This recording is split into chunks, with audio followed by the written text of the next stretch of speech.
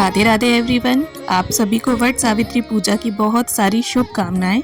ईश्वर से प्रार्थना है कि आप सभी बहनों का सुहाग अमर बना रहे। इसी के साथ मैं आप सभी के साथ शेयर करूंगी वट सावित्री की पूजा। तो जैसा कि आप सभी जानते हैं कि वट सावित्री सुहागन महिलाओं का त्योहार होता है। सुहागन महिलाएं अपनी पति की लंबी आयु और सुखी वैवाहिक जीवन की मनकामना से इस व्रत को करती हैं। तो ये व्रत कैसे किया जाता है, पूजन विधि क्या है, तो इस वीडियो में मैं आपके साथ सारी जानकारी जो है वो शेयर करने वाली हूँ। तो देखिए फ्रेंड्स, ये जो वीडियो है ये डेमो वीडियो नहीं है, एकदम रियल पूजा की वीडियो है। पिछले साल वट सावित्री की पूजा में मैंने ये वीडियो बनाया था। तो देखिए फ्रेंड्स, वट सावित्री के व्रत में वट वृक्ष के नीचे बैठकर ही इस पूजा को किया जाता है। तो सुबह सवेरे ही उठकर स्नान आदि कर लें। और इसमें देखिए 16 श्रृंगार करने का जो है वो नियम होता है। तो आप पूरे 16 श्रृंगार कर लें, पैरों में महावर वगैरह लगा लें, और अगर आपके यहाँ आलता लगाया जाता है तो आलता लगा लें, और हाथों में पहले ही जो है वो मेहंदी वगैरह लगा लें। पूरे 16 श्रृंगार करके तैयार हो जाएं। अब इस पूजन को जो है वो आप अपने घर में भी कर सकते हैं।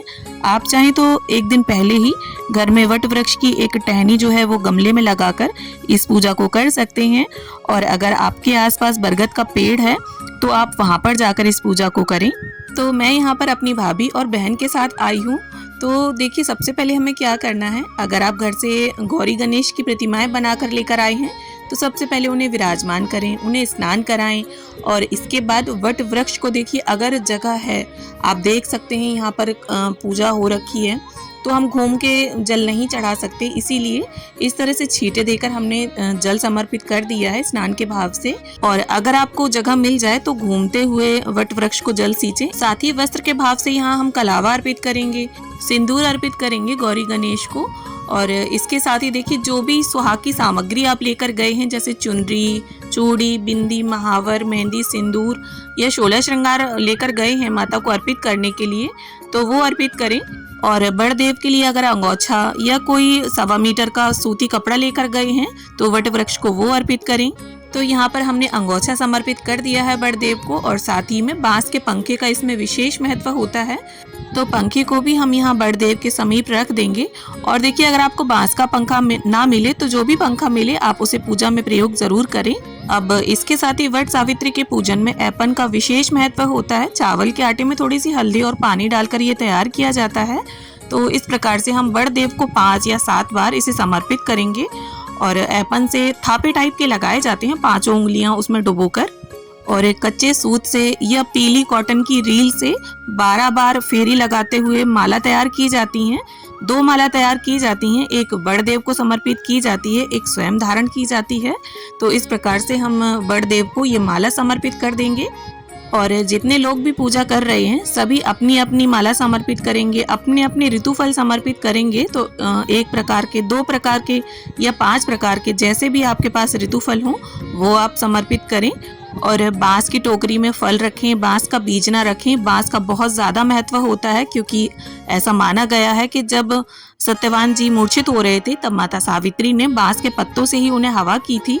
तो इस प्रकार से धूप दीप से हम सभी की प्रेम पूर्वक आरती कर लेंगे। और गुलगुले, पूड़ी या बरगदे जो भी आपके यहाँ अर्पित किए जाते हो वो आप अर्पित करें। हमारे यहाँ पर बरगदों को इस तरह से पूजा के बाद उछाला जाता है फेरी से पहले। अब इसके बाद हमें फेरी लगानी है वट वृक्ष की। तो आपके शरीर में जितना सामर्थ्य हो, 5, 7, 9, 11, 21, 51 या सबसे उत्तम फेरी जो है वो 108 की मानी गई है। तो जितनी भी आपसे लग पाए उतनी फेरी आप लगाएं। और फेरी लगाने के लिए आप कच्चे सूत का भी प्रयोग कर सकते हैं, कलावे का भी प्रयोग कर सकते हैं। और मैंने यहाँ पर कॉटन की रील ली है पीली।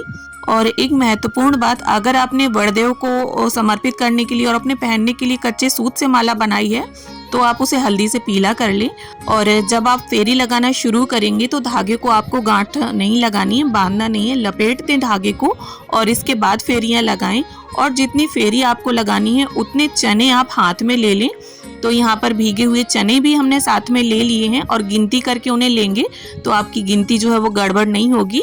और बीच में अगर धागा आपका समाप्त हो भी जाता है तो गांठ लगाकर दूसरा धागा नहीं बांधना है आपको, वहीं पर उस धागे को लपेट दें जहाँ पर समाप्त हुआ है और आप चने से पूरी फेरियां लगा लें। और देखिए एक बात मैं आपको और बताना चाहूंगी, अगर आप घर पर पूजा करते हैं तो तसल्ली से पूजा हो जाती है, कलश स्थापना भी हो जाती है अच्छे प्रकार से।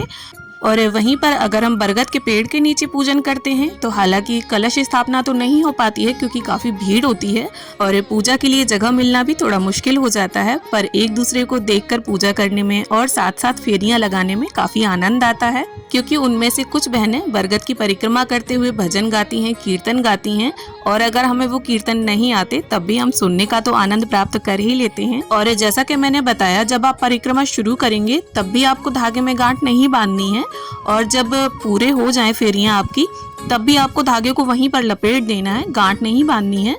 और जब हमारी परिक्रमा पूरी हो जाएंगी तब हम इस प्रकार से बर देवता से भेंट लेंगे, और हमने जो बांस का पंखा रखा था पूजा में उसी से बरगद के पेड़ को हवा करेंगे इस प्रकार से, और फिर इसके बाद गौरी माता से हम सुहाग ले लेंगे। तो इस तरह से साड़ी के पल्लू से या फिर अगर आपने चुनरी ओढ़ी है तो चुनरी के छोर से हमें सबसे पहले 5 बार या 3 बार माता को सुहाग अर्पित करना है, यानी सिंदूर अर्पित करना है। फिर जितनी बार सिंदूर आपने माता को अर्पित किया है उतनी बार ही माता से लेकर इसे अपनी मांग में भरना होता है। और ये विधि भी आपको जरूर करनी है माता से सुहाग लेने की, क्योंकि गौरी माता जो है वो सबको सुहाग देने वाली होती हैं। तो किसी भी पूजन में इसीलिए सुहागिनें गौरी माता की पूजा जरूर करती हैं। और जितने लोग भी पूजा कर रहे हैं साथ में सभी लोग इस विधि को पूर्ण करेंगे। और चाहे आप 2 लोग पूजा कर रहे हो, 3 लोग, 4 लोग, जितने भी जन पूजा कर रहे हैं, गौरी गणेश आपको एक ही रखने हैं, अलग अलग नहीं रखने हैं। अब इसके साथ ही पूजा में रही कमियों को संपूर्ण करने के लिए अपनी यथाशक्ति कुछ दक्षिणा हम रख देंगे, और इसके बाद हमारी पूजा संपूर्ण हो जाती है। और पूजन के बाद यहीं बरगद के पेड़ के नीचे बैठकर ही हमें 11 चने के दाने और बरगद की एक छोटी सी कोपल मुंह में डालकर पानी की सहायता से इसे निगल लेना है, और इस प्रकार से हमारे व्रत का पारण हो जाता है। और चने के दाने जो है चबाए नहीं जाते, निगले जाते हैं, और इसके बाद हमारे यहाँ भोजन ग्रहण कर लिया जाता है। और देखिए कहीं कहीं पर खाली मीठा भोजन खाया जाता है, तो जैसा आपके यहाँ चलन हो आप वैसा करें। तो उम्मीद करती हूँ वट सावित्री व्रत पूजा की ये वीडियो आप सभी को पसंद आएगी। वीडियो अगर अच्छी लगी हो, पसंद आई हो तो वीडियो को लाइक करें, शेयर करें। और हम महिलाएं हिंदू धर्म के व्रत, तीज त्योहार कैसे मनाती हैं, उनमें पूजा कैसे करती हैं, ये जानने के लिए चैनल को सब्सक्राइब करना ना भूलें। तो वीडियो को अंत तक देखने के लिए आप सभी का बहुत बहुत धन्यवाद।